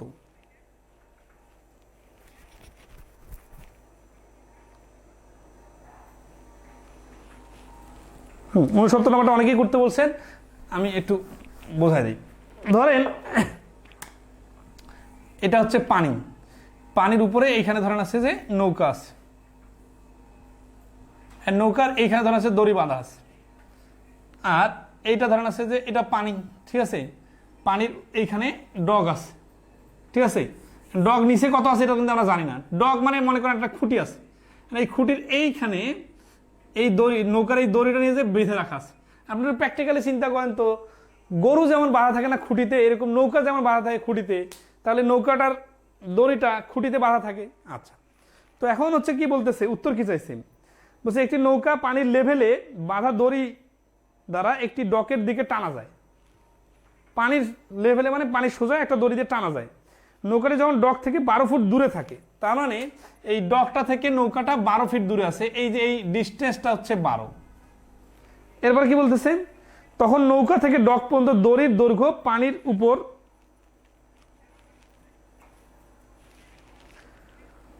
উপরের ডকের উচ্চতার দ্বিগুণের চেয়ে 3 ফুট লম্বা হয়। তারপরে দেখেন পানির উপরে, এই ডক কিন্তু নিচেও আছে, এখন পানির উপরের যে অংশটা আছে এইটার থেকে এইটা হচ্ছে দ্বিগুণের থেকেও 3 বেশি। তার মানে এই ডকের উচ্চতা পানির উপরের যে অংশটা আছে এইটার উচ্চতা যা, এই দড়িটার দৈর্ঘ্যটা হচ্ছে তার দ্বিগুণের থেকে 3 মিটার বেশি। এখন আসি, তাহলে ডকের উচ্চতা কত? এখন একটা প্র্যাকটিক্যাল যে জিনিসটা ইম্পর্টেন্ট সেটা হচ্ছে যে এইটা একটা সমকোণী ত্রিভুজ তৈরি করছে। সমকোণী ত্রিভুজের এই অতিভুজটা হচ্ছে এই দড়িটা, নৌকার সাথে ডকের মাথার যে দড়িটা, এই দড়িটা হচ্ছে অতিভুজ, আর এই দূরত্বটা মানে পানি বরাবর সমান যেটা, এই দূরত্বটা হচ্ছে 12, এটা প্রশ্নেই বলা আছে। আর এই ডকের উচ্চতাটা হচ্ছে এই সমকোণী ত্রিভুজের উচ্চতা, এখানে একটা 90 ডিগ্রি অ্যাঙ্গেল তৈরি হয়েছে। তাহলে আমরা এই এক্স ওয়াই জেড এগুলো বাদ দিয়ে একটু প্র্যাকটিক্যালি ভাবিত যে একটা সমকোণী ত্রিভুজের ভূমি 12 হলে কখন হয় এরকম? 12 হইতে পারে ওই যে 9, 12, 3 3 3 4 12, 3 5 15, এরকম একটা ক্ষেত্রে হইতে পারে। আর একটা ক্ষেত্রে হইতে পারে যে 5 12 13। এই দুইটা ক্ষেত্রে সমকোণী ত্রিভুজের বাহুগুলোর দৈর্ঘ্যের ভূমিটা 12 হয়। তাহলে এখানে ভূমি 12 যেহেতু প্রশ্নে দেওয়া আছে, তাহলে আমরা বাকি দুটা মিলাই যে এই উচ্চতার থেকে অতিভুজটা হচ্ছে দ্বিগুণের থেকে 3 বেশি। দেখেন এখানে 9 এর দ্বিগুণের থেকে 3 15 বেশি হচ্ছে না, এটা বাদ। এখানে 5 আর 13 রিলেশনটা দেখেন, 5 দুগুণা 10, 10-এর থেকে 3 বেশি হয়ে যাচ্ছে 13। তার মানে অতিভুজটা 13 হচ্ছে। তাহলে অতিভুজটা 13 আর এই লম্বটা যদি আমরা 5 নিই, তাহলেই কেবলমাত্র 5 12 13 মিলে এই প্রশ্নটা সমকোণী ত্রিভুজের হিসাবটা মিলতেছে। উত্তর কি চাইছে? তাহলে ডকের উচ্চতা কত? যেহেতু ডকের পানির নিচে সম্পর্কে কোনো কথা বলা নাই, তাহলে এই উচ্চতাটাই হচ্ছে উচ্চতা, তাহলে উচ্চতা হচ্ছে 5। তাহলে ডকের উচ্চতাটা হবে 5। ডক কি জিনিস? ডক হচ্ছে নৌকা বাঁধার, নৌকা নিয়ে যে বাঁধে, যে জায়গাটা বেঁধে রাখে সেটাই হচ্ছে ডক এখানকার বক্তব্য অনুযায়ী। ঠিক আছে, আশা করি সবাই ক্লিয়ার। এত সুন্দর করে বলার পর আর কিছু থাকে না। ঠিক আছে, আচ্ছা এখন আসি, আপনারা অনেকে বলতে পারেন যে এই 5 12 13 এই বিষয়গুলো যদি এত ইজিলি আমার মাথায় কাজ না করে, তাহলে আপনি লিখবেন এই যে এটা যে এক্স আর এটা 2x + 3 হয়, তাহলে এখন সমকোণী ত্রিভুজ হয়ে গেছে, এটা তো ধরতে পারতে হবে। সমকোণী ত্রিভুজ হলে সমকোণী ত্রিভুজের অতিভুজের উপর বর্গ ইকুয়াল টু লম্ব স্কোয়ার 12 ভূমি স্কোয়ার। বাকিটা নর্মালি করবেন, এখন এই বাকিটাও কি করে দিতে হবে, বাকিটা সিম্পলি পারবেন। তাহলে এইরকম প্রশ্নই আর কি বেশি আসতেছে। হ্যাঁ, তাহলে 70 নম্বর প্রশ্নটা দেখেন তো আপনারা সমীকরণটা সাজাতে পারতেছেন কিনা। 69 নম্বর কি সবাই ক্লিয়ার? হ্যাঁ, ওই তো নূর নাহার বলছেন ক্লিয়ার, রিফাত মাহমুদ বলছেন clear, M A Hasan clear, Mohammad Hakim clear. Okay, nice. তাহলে 70 নম্বর প্রশ্নটা দেখেন। 70 নম্বর প্রশ্ন বলতেছে যে একটা ত্রিভুজের ভূমি তার উচ্চতার দ্বিগুণ অপেক্ষা 6 সেন্টিমিটার বেশি। ত্রিভুজের ক্ষেত্রফল 810 বর্গ সেন্টিমিটার হলে এর উচ্চতা কত?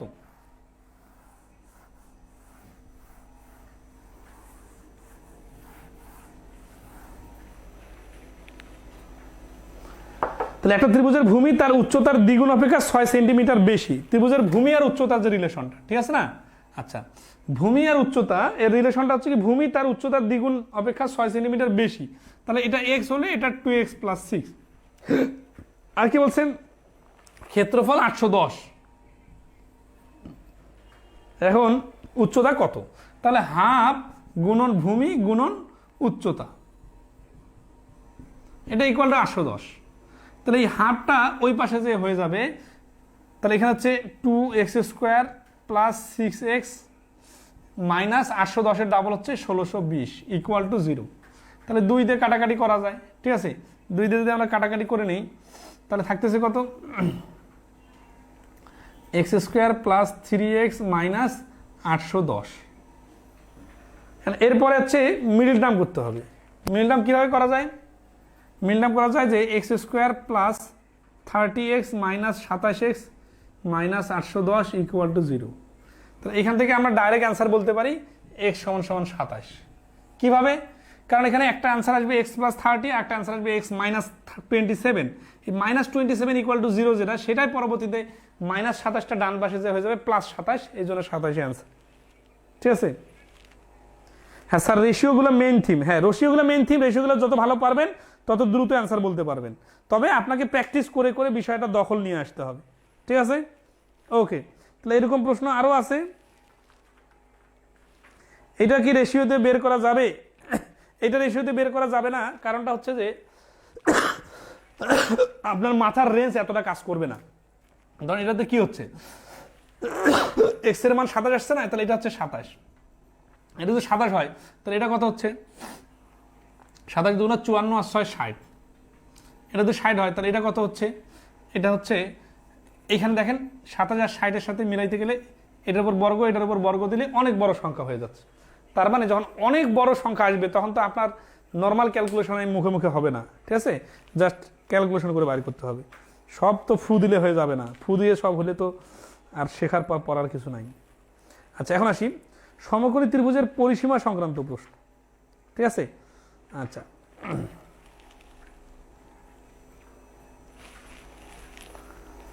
দেখেন এই পরিসীমা বিষয়টা তো হচ্ছে 3 বাহুর মানে সমষ্টিটাই হচ্ছে পরিসীমা, তাই না? 72 নম্বর প্রশ্ন থেকে দেখেন, 72 নম্বর প্রশ্ন বলছে যে একটা ত্রিভুজের বাহুগুলোর অনুপাত 5, 12, 13 এবং পরিসীমা 195 সেন্টিমিটার। বৃহত্তম ক্ষুদ্রতম বাহুর দৈর্ঘ্যের সমষ্টি কত? এগুলো তো আমরা অনুপাত অনুযায়ী করে ফেলতে পারবো, অনুপাতের ক্লাসেই আমরা এগুলো করছি। ঠিক আছে? এখানে কোনো সমস্যা নেই, এটা পারবেন। আমরা 75 নম্বর আমরা করব।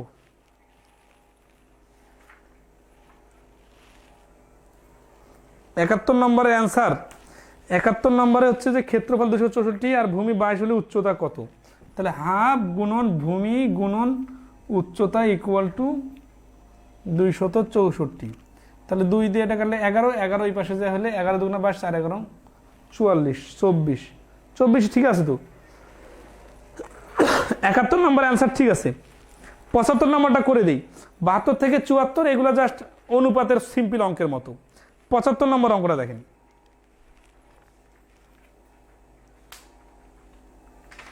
75 নম্বর অঙ্ক বলছে যে কোনো সমকোণী ত্রিভুজের অতিভুজ 13 সেন্টিমিটার এবং পরিসীমা 30 সেন্টিমিটার, ত্রিভুজটির ক্ষেত্রফল নির্ণয় করুন। এই প্রশ্নটা একটা বইয়ে আমি দেখছিলাম, খুব নামি দামি বইয়ে, হাফ পৃষ্ঠা ধরে সমাধান দেওয়া আছে এবং কোনো ধরনের টেকনিক্যাল কোনো কথাই বলা নাই। সেই বইয়ের ছবিটা তুলে আমি দিতে পারতাম, কিন্তু নামও বলতেছি না, দিতেছি না। কিন্তু আমাদের বইয়ে দেখবেন কত সহজ করে সমাধান দেওয়া আছে, বিস্তারিত সমাধানের সাথে সাথে। একটা সমকোণী ত্রিভুজের অতিভুজ 13 সেন্টিমিটার এবং পরিসীমা 30 সেন্টিমিটার। দেখেন, সমকোণী ত্রিভুজের অতিভুজ 13 সেন্টিমিটার। এই অতিভুজ 13 দেখেই আমরা বুঝতেছি যে 5, 12, 13 হতে পারে এবং এটা 99% সম্ভাবনা। এখন বলছে যে পরিসীমা, আবার পরিসীমা হচ্ছে 30। তাহলে দেখেন তো এই তিনটা যোগ করলে কত হয়, 12 আর 5 17, 17 আর 13 30 না? তার মানে তো মিলে যাচ্ছে। মিলে যাচ্ছে মানে কি, যে একটা 5 লম্ব আর ভূমির মধ্যে একটা 5 হবে, একটা 12 হবে, আর একটা হচ্ছে পরিসীমা 30। ত্রিভুজের ক্ষেত্রফল চাইছে, তাই না? তাহলে ক্ষেত্রফল মানে কি, এই 5 12 হাফ গুণন 5 গুণন 12। তাহলে এই 2 দিয়ে 12কে কাটলে 6, 5 6 30। তার মানে এটা হচ্ছে বর্গ মিটার। আর এই 30 কিন্তু শুধু মিটার। কারণ কি, বেসিক জিনিস মনে রাখবেন, পরিসীমা হচ্ছে ওয়ান ডাইমেনশনাল। ওয়ান ডাইমেনশনাল মানে কি, যে হয় দৈর্ঘ্য বোঝাবে অথবা শুধু প্রস্থ বোঝাবে, মানে একটা রেখা দিয়ে হিসাব হবে। আর ক্ষেত্রফলের ক্ষেত্রে দৈর্ঘ্য প্রস্থ গুণ অবস্থায় থাকে, এই জন্য তখন বর্গ লিখতে হয়। ঠিক আছে? তাহলে এই 75 নম্বর প্রশ্নটার অ্যান্সার হচ্ছে এইভাবে 30 বর্গ সেন্টিমিটার। এখন আসি, এইটা যদি আমরা লিখিত আকারে করতে চাইতাম তাহলে কি হইতো? তাহলে যেটা হইতো, আমাদেরকে দেওয়া আছে 3টা বাহু ধরতে হইতো। 3টা বাহু সম্বন্ধে আমরা জানি না। তাহলে এ বি সি, তাহলে হচ্ছে কি এ প্লাস বি প্লাস সি সমান সমান 30। তাহলে এই সি অতিভুজ দেওয়া আছে, তাহলে এ প্লাস বি সমান সমান 30 - 13 = 17। ঠিক আছে, এইখান থেকে আবার আমাদের কি আনতে হবে, এই বাহু দুটো আলাদা আলাদা করে মান আনতে হবে। a প্লাস বি থেকে a মাইনাস বি এর মান আনতে হবে, তারপরে ক্যালকুলেশন করতে হবে। যদি আমরা ক্ষেত্রফল চাই তাহলে এ বির আলাদা আলাদা মান বাই করার দরকার আছে। তাহলে আমরা জানি a plus B A minus B, এখানে সূত্র দেওয়া আছে, সূত্রটা দেখেন একটু। A square plus B square, আচ্ছা অতিভুজের হিসাব অনুযায়ী A square plus B square = 13 square. এখান থেকে এ স্কোয়ার প্লাস বি স্কোয়ারের সূত্র আমরা ফেলবো A plus B whole square minus 2ab = 169। ঠিক আছে, তাহলে A plus B whole square এটার মান তো দেওয়া আছে, এ প্লাস বি এর মান 17, তাহলে 17 স্কোয়ার মাইনাস 2ab = 169। তাহলে এই মাইনাস 2ab = 169 মাইনাস 289 মানে 120। তাহলে এ বি এর মান হচ্ছে 60। এখানে পেলাম এ বি এর মান 60। এখন আমাদের দরকার কি, আমাদের দরকার হচ্ছে ক্ষেত্রফল। তাহলে ক্ষেত্রফল মানে হচ্ছে হাফ গুণন এ গুণন বি। তাহলে হাফ গুণন এই যে এ বি এর মান যেহেতু 60, তাহলে এখান থেকে আমরা নিয়ে আসলাম 30। আর এই যে অনেকগুলো বিষয় ক্যালকুলেশন করতে হবে, এতে কিন্তু সময় লাগবে, আর আমি যেভাবে করলাম কয়েক সেকেন্ডে হয়ে গেল। তাহলে কোনো বইয়ে যদি শুধু এই সমাধানটা দেওয়া থাকে, তাহলে কি তারা আপনার মাথার গিট্টু খোলার চেষ্টা করতেছে, নাকি যার শুধু সমাধান দেওয়া দরকার এই জন্য সমাধান দিতেছে? কিন্তু আমাদের বইয়ে দেখবেন যে এই নর্মাল সমাধানের সাথে সাথে টেকনিক দেওয়া আছে, যেটা আপনাকে এইভাবে 5 সেকেন্ডে উত্তর বাই করতে হেল্প করবে। এমনি এমনি বেসিক ম্যাথ বেস্ট বই না, সবার সাথে শেয়ার করবেন বিষয়গুলো। ঠিক আছে, অনেকে আসলে এই যে বইয়ের ভেতরের এই সূক্ষ্ম বিষয়গুলো বুঝে না, শুধু মনে করে অঙ্ক কমন আসছে হয়ে গেছে। আসি 77 নম্বর প্রশ্নের কথা বলছেন অনেকে। 77 নম্বর প্রশ্নে আমরা আসতেছি একটু পরে। 77 নম্বরে কি আছে? 77 নম্বরে বলা আছে কি যে একটি সমদ্বিবাহু সমকোণী ত্রিভুজের কোণের পরিমাণ কত? আচ্ছা, আমাদের সমকোণী ত্রিভুজ এখন আছে সূক্ষ্মকোণী ত্রিভুজ। সমকোণী ত্রিভুজের বেসিকটা শেষ। সূক্ষ্মকোণী ত্রিভুজে কি বলছে?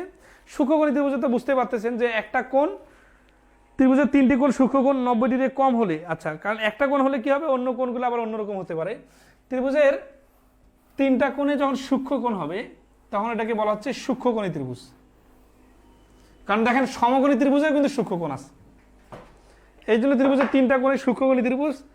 আর তারপর কি বলছে এখানে 76 নম্বরে বলছে যে একটা ত্রিভুজের 3 বাহুর দৈর্ঘ্য যথাক্রমে 5, 6, 7 সেন্টিমিটার হলে উহা কোন ধরনের ত্রিভুজ?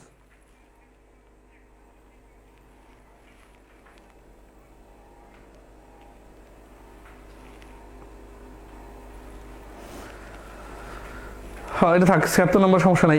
এই প্রশ্নগুলো সূক্ষ্মকোণী ত্রিভুজের ডেফিনেশন এগুলো জানা কোনো ফ্যাক্টর না, এগুলো আপনারা নিজে থেকে পারবেন। স্থূলকোণী ত্রিভুজের একটা কোণ হচ্ছে স্থূল থাকবে, এটা স্থূলকোণী ত্রিভুজ। তারপরে হচ্ছে কি যে সমদ্বিবাহু সমকোণী ত্রিভুজ, এটা আমাদের পরীক্ষা আসে। ঠিক আছে, সমদ্বিবাহু সমকোণী ত্রিভুজের ডেফিনেশনটা দেখেন। সমদ্বিবাহু সমকোণী ত্রিভুজের বেসিকটা হচ্ছে এরকম যে সমকোণী ত্রিভুজের এই অতিভুজটা কখনো সমান সমান হবে না, কিন্তু এই দুটা বাহু অনেক সময় সমান সমান হতে পারে, তখন ওটাকে বলা হয় দ্বিবাহু সমকোণী ত্রিভুজ। বিষয়টা আরো সহজে ক্লিয়ার করি। মনে করেন এটা একটা বর্গ, এই বর্গটার এই বাহু এই বাহু এই বাহু সবগুলো সমান। কারণ আমি যদি এই বর্গটাকে একটা কর্ণ অঙ্কন করে এই দুটো আলাদা ত্রিভুজ হয়ে গেছে, তাই না? তাহলে ওই একটা ত্রিভুজ বাদ দিলাম, তাহলে এই ত্রিভুজটা খেয়াল করেন তো, নিচের বাহু আর এই বাহুটা সমান না, যেহেতু বর্গ ছিল, তাহলে এটা তো একটা সমকোণী ত্রিভুজ, তাই না? তাহলে এই সমকোণী ত্রিভুজে এ B C A B = BC, B কোণ হচ্ছে 90 ডিগ্রি আর এসি হচ্ছে অতিভুজ। তাহলে এই ত্রিভুজটাকে বলা হচ্ছে সমদ্বিবাহু সমকোণী ত্রিভুজ। এটার একটা কোণ 90 ডিগ্রি হলে এই দুইটা কোণ 45 ডিগ্রি করে। ঠিক আছে, আচ্ছা এটা আর কি 77 নম্বর প্রশ্ন দেখেন আসছে, বলছে একটা সমদ্বিবাহু সমকোণী ত্রিভুজ বা সমকোণী সমদ্বিবাহু ত্রিভুজ যাই বলেন, ত্রিভুজের 3 কোণের পরিমাপ কত? এটা 77 নম্বরে অ্যান্সার ঘ দেওয়া আছে, দুইটা 45 ডিগ্রি আর একটা হচ্ছে 90 ডিগ্রি। এখন আসি, এখানে একটা টেকনিক মনে রাখতে হবে। সমদ্বিবাহু সমকোণী ত্রিভুজের ক্ষেত্রে যে টেকনিকটা ইম্পর্টেন্ট সেটা হচ্ছে, খেয়াল করেন এই বর্গ যে আমি আট করছিলাম না, আপনাদের এটা জানা আছে, এটা আমরা বর্গের ক্লাসে শিখবো। সেটা হচ্ছে যে এই বর্গের কর্ণের দৈর্ঘ্য হয় √2a, মানে বর্গের এক বাহু যদি এ হয় তাহলে এই কর্ণটার দৈর্ঘ্য হয় √2a। এখন এইটাকে যদি আমরা ত্রিভুজের সাথে কম্পেয়ার করি তাহলে এক বাহু এ আরেক বাহু এ, এইটা হচ্ছে √2a। তার মানে সমদ্বিবাহু সমকোণী ত্রিভুজের ক্ষেত্রে অতিভুজটার সাথে √2 লাগাই দিতে হবে অন্য দুটো বাহুর সাথে কম্পেয়ার করলে। ঠিক আছে, ওই যে আমরা 3টা বাহুর অনুপাত দেখছিলাম না, √1 1 আর হচ্ছে √2, এইটাই হচ্ছে সমদ্বিবাহু সমকোণী ত্রিভুজকে নির্দেশ করে। তো এখন আসি আমরা সমাধান দেখি। 78 নম্বর প্রশ্ন দেখেন, সমকোণী সমদ্বিবাহু অ্যাঙ্গেলের এরিয়া তো সেমই, তাই না? কথাটা বুঝলাম না, আরেকবার ভালো করে বুঝায় বলেন। 78 নম্বর বলছে যে একটা সমদ্বিবাহু সমকোণী ত্রিভুজের একটি বাহুর দৈর্ঘ্য 5 মিটার হলে ত্রিভুজটির অতিভুজের দৈর্ঘ্য কত হবে?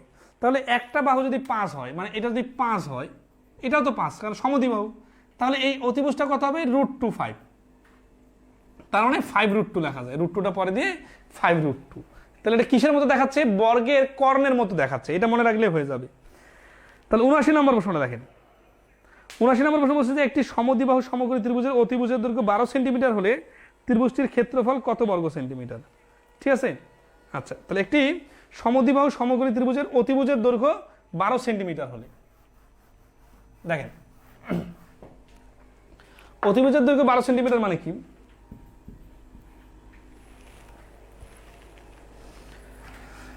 চিত্রটা বুঝলে কিন্তু অঙ্ক ক্লিয়ার। মনে করেন এটা একটা আগে বর্গ করলাম, ঠিক আছে, এই বর্গটার এটা একটা কর্ণ দিলাম, তাহলে দুই পাশে দুটো ত্রিভুজ তৈরি হয়েছে না?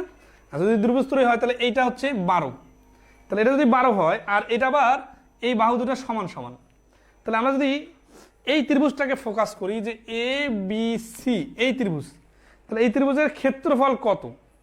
তাহলে এই শুধু 12 থেকে কিভাবে ক্ষেত্রফল আনা যায়? এখন এখানে আবার বাহুগুলোর রেশিও খুঁজতে যাইয়েন না, এখানে কিন্তু বাহুগুলোর রেশিও মিলবে না, কারণ বাহুগুলোর রেশিও ছাড়াও সমকোণী ত্রিভুজ হয়। একটা জিনিস মনে রাখবেন যে আমরা ধরেন আছে যে এই যে 3, 4, 5 দিতেছি এইভাবে সমকোণী ত্রিভুজ, এইখানে 4 দিয়ে কি সমকোণী ত্রিভুজ হতে পারে না? অবশ্যই পারে। তখন এই বাহুগুলোর দৈর্ঘ্যতে রুট বা দশমিক সংখ্যা আসবে, এই কথাটা মনে রাখেন। আবার অনেকে মনে করে কি যে ওই পূর্ণ সংখ্যাগুলো দেওয়া আছে, তা যেহেতু হিসাব মিলতেছে না তাহলে তো সমকোণী ত্রিভুজ হচ্ছে না, এখানে ভুল করে অতিভুজ 4 দিছে, আসলে ভূমি 4 হবে না, অতিভুজ 4ও হতে পারে। তখন লম্ব আর ভূমিগুলার সংখ্যাটা পূর্ণ সংখ্যা না আসে, ভগ্নাংশ বা দশমিক আসে। ক্যালকুলেশন তো ঠিক থাকলে হইল যে এইটার উপর স্কোয়ার সমান সমান এই দুটার উপর বর্গের যোগফল, ঠিক আছে? আচ্ছা, তো আসি এই 12 থেকে কিভাবে আমাদের এটা দ্রুত এই অংশটার ক্ষেত্রফল দরকার, তাই না? আচ্ছা, তাহলে আমরা এখানে জানি, মানে যদি আমরা বর্গের আকারে চিন্তা করি তাহলে √2x সমান সমান হচ্ছে 12, এই জিনিসটা মনে রাখলে হয়ে যাচ্ছে। কারণ আমরা একটু আগে দেখছিলাম যে এক বাহু x আর এক বাহু x হলে এটা √2x হয়, তার মানে এই 12টা হচ্ছে √2x এর ভ্যালু। √2x এর ভ্যালু যদি 12 হয় তাহলে x এর ভ্যালু কত হবে? x এর ভ্যালু হবে 12/√2। তাহলে x স্কোয়ারের ভ্যালু কত হবে? x স্কোয়ারের ভ্যালু কেন দরকার? আচ্ছা, x স্কোয়ার ভ্যালু পরে, এই x এর ভ্যালু হচ্ছে 12/√2। ওকে, তাহলে এখন আসি আমরা ক্ষেত্রফল যদি চাই, আমরা ক্ষেত্রফল হচ্ছে হাফ গুণন ভূমি গুণন উচ্চতা। তাহলে এখানে যদি x এর মান আমরা বসাই তাহলে ইকুয়াল টু কত হচ্ছে? হাফ গুণন x এর মান হচ্ছে 12/√2, তাহলে 2 বার 12/√2, মানে এটা ফর্মালি লিখলাম, আমি শর্টকাট একটু পরে বলতেছি। তাহলে দেখেন এই দুইটা √2 মানে যা, শুধু 2 মানে তা, তাহলে 2 এখানে 6, এখানে দুইটা √2 মানে একটা 2 দিয়ে কাটলে 6, 6 6 36, তাহলে এই প্রশ্নের অ্যান্সার হচ্ছে 36।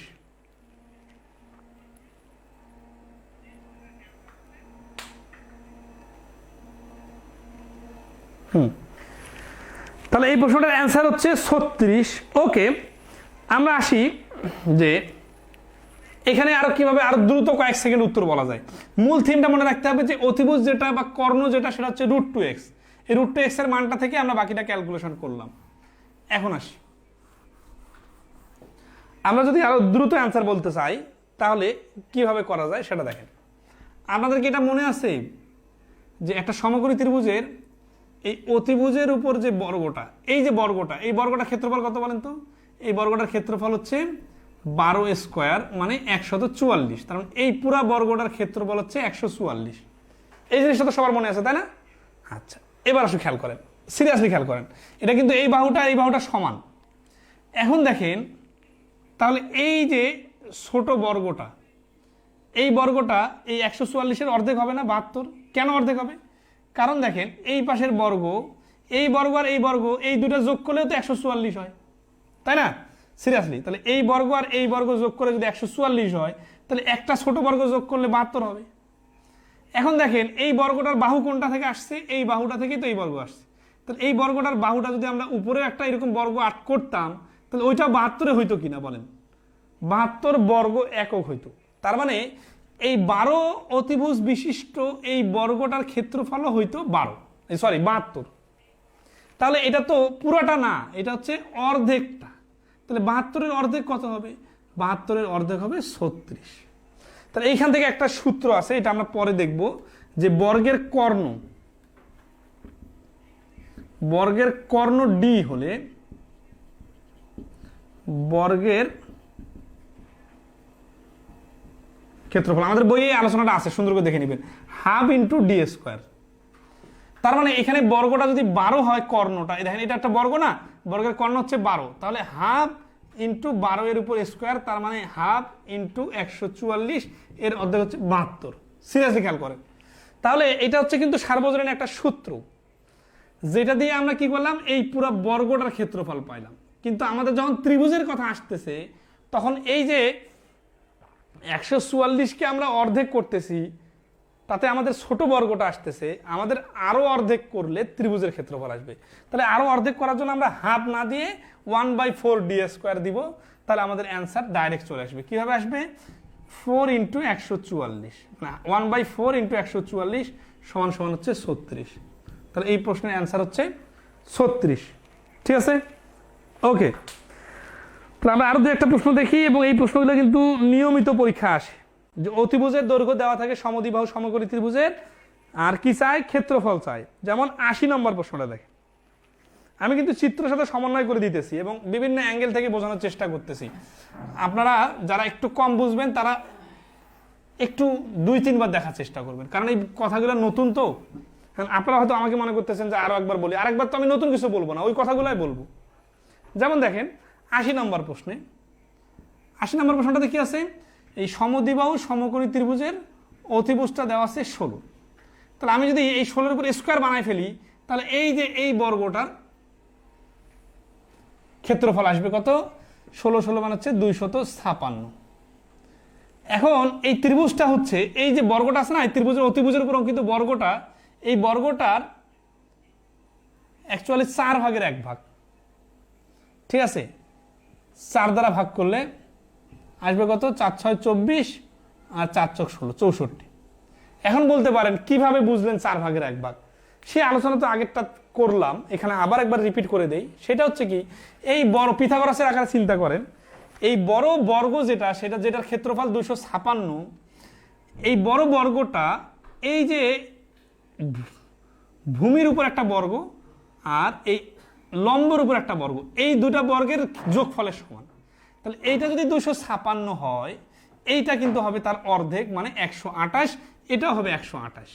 এই 128 যোগ করে 256 হবে। এটা কিভাবে বুঝলাম? ওই যে পিথাগোরাসের সূত্রে তো এটা ছোটবেলা থেকে শিখে আসছি। তাহলে এই ছোট বর্গটা যদি 128 হয়, এই ত্রিভুজটার সাথে এই ছোট বর্গটার রিলেশন কি? এই ত্রিভুজটা হচ্ছে এই ছোট বর্গটার অর্ধেক, কারণ এই পাশে একটা ত্রিভুজ বর্গ তো ছিল 128, তাহলে এর অর্ধেক হবে কত? একে আবার অর্ধেক করলে হবে 64। তাহলে এই কাজটাই আমরা যদি ডাইরেক্ট করি, যে অতিভুজ যেটা দেওয়া থাকবে তার ক্ষেত্রফল বাইর করে 4 দ্বারা ভাগ করে দিলে ওই ত্রিভুজটার ক্ষেত্রফল বাইর হবে। তাহলে এই টেকনিকটা অনুযায়ী বলেন তো 81 নম্বর প্রশ্নটার অ্যান্সার কত? 5 সেকেন্ডে বলা যাবে কিনা, এবং খাতা কলম ছাড়া মুখে মুখে।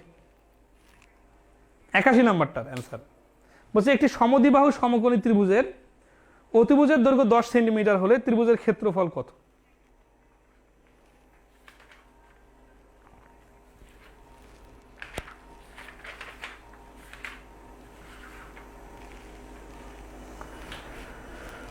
হুম, 5 সেকেন্ডে বলা যাচ্ছে। কিভাবে? 10-এর উপর স্কোয়ার মানে 100, 100কে 4 দ্বারা ভাগ করলে 25। এখন এই বিষয়টা মনে নাও থাকতে পারে। এখন মনে তো নর্মালি রিডিং পড়লে, বা আমি যদি ছোট বাচ্চার মতো বলতাম এটা এভাবেই হয়, কোনো মুখস্থ করা ছাড়া কোনো বুদ্ধি নাই, তাহলে এটা কথা বলতে পারতেন যে আমি তো ভুলে যাব। কিন্তু আমি এত ভাঙ্গে চুরে প্র্যাকটিক্যালি চিত্র আর্ট করে, এবং আপনার যে আগে থেকে জানা লজিক আছে সেই লজিকের সাথে সমন্বয় করে বুঝাই দিলাম। তো এখন মনে না রাখতে পারলে তো আপনার সমস্যা। আর মনে রাখতে পারার জন্য কি দরকার? কয়েকবার দেখা দরকার এবং নিজে নিজে কিছু প্রশ্ন সমাধান করা দরকার। ঠিক আছে, ওকে। 83 নম্বরের আনসার, 82 নম্বরের আনসার বলে নাকি? আলামিন বলছেন 83 নম্বর করে শেষ করে দেন। 83 নম্বর করে যদি শেষ করে দেই তাহলে আগামী ক্লাসে আমরা কিন্তু ফুল চ্যাপ্টার ক্লোজ করে দিব এই টপিকটা। 83 নম্বর কি বলছে যে একটি সমদ্বিবাহু সমকোণী ত্রিভুজের সমান বাহুদ্বয়ের প্রতিটির দৈর্ঘ্য 18 সেন্টিমিটার হলে ত্রিভুজটির ক্ষেত্রফল কত বর্গ সেন্টিমিটার? এটা তো আরো সহজ, কারণ এখানে তো অতিভুজ দেওয়া নাই, কিন্তু কেউ যদি মুখস্থ করে আবার অতিভুজ বানাই ফেলে তাহলে তো হবে না। আপনারা যারা 83 নাম্বারটা পারতেছেন না তারা আগে 83 নাম্বারটা রিডিং করে চিত্র আর্ট করেন। জ্যামিতিতে যে কোনো গন্ডগোল লাগলে মনে করবেন চিত্র আর্ট করলে গন্ডগোল 90% ক্লিয়ার। তাহলে 83 নম্বর হচ্ছে একটি সমদ্বিবাহু সমকোণী ত্রিভুজের সমান বাহুদ্বয়ের প্রতিটির দৈর্ঘ্য 18 সেন্টিমিটার হলে, তার মানে যদি চিত্র আর্ট করি আগের বারের মতো এখানে 18 দিলে কি হবে? হবে না। কেন হবে না? কারণ এখানে তো অতিভুজ 18 না দেওয়া নাই, বলা আছে এই সমান সমান বাহু যে দুটো আছে এই দুটার দৈর্ঘ্য 18। তাহলে ক্ষেত্রফল কি হবে? হাফ গুণন 18 গুণন 18। তাহলে 2 দিয়ে 18 কাটলে 9, 18 10 180 থেকে 18 বাদ দিলে 162। তাহলে 83 নম্বরটা কিন্তু আগেরগুলোর থেকেও সহজ, কিন্তু আপনারা যারা আগের অঙ্কগুলোর ধান্দায় আছেন, মানে আগের অঙ্কগুলোর মতো করে চিন্তা করতেছেন, তারা কিন্তু সহজটা দেওয়ার কারণেও পারতেছেন না। তো এইরকম সমস্যা কিন্তু অনেক হয় পরীক্ষায়, ঠিক আছে? আচ্ছা, তাহলে আমরা কি আর একটু কন্টিনিউ করতে পারি সমবাহু ত্রিভুজটা?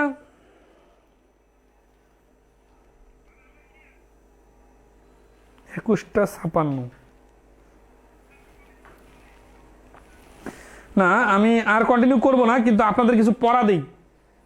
আপনারা পড়া দিলে পড়া পড়বেন, কারণ সমবাহু ত্রিভুজটা একটু বড় তো, এটা শুরু করলে শেষ হবে না।